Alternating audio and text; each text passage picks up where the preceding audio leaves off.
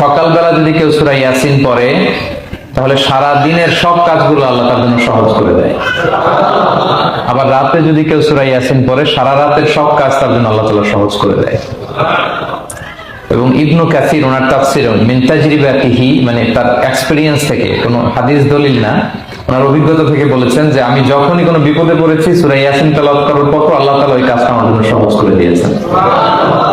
তো এখন সূরা ইয়াসিন বেশি বেশি তেলাওয়াত করবেন তো নাকি? মাশাআল্লাহ, ঠিক আছে। মাক্কি সূরাগুলোর মূল প্রতিপাদ্য বিষয় হচ্ছে তাওহীদ, রিসালাত, আখিরাত। মাক্কি সূরাগুলো সাধারণত তাওহীদ, রিসালাত এবং আখিরাত নিয়ে কথা বলে। সূরা ইয়াসিনও তার ব্যতিক্রম নয়।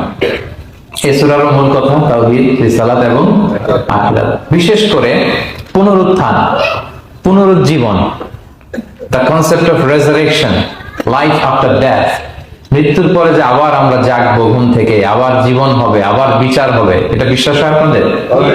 হ্যাঁ, মক্কার লোকদের বিশ্বাস হতো না।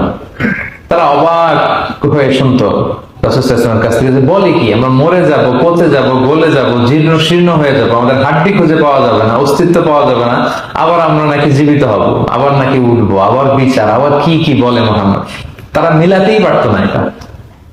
এজন্য তাদের কাছে দ্য কনসেপ্ট অফ আখিরাত, life after death, specially the concept of রেসারেকশনটাকে ক্লিয়ার করার জন্য আল্লাহ তাআলা এই সূরাটা নাযিল করেছেন।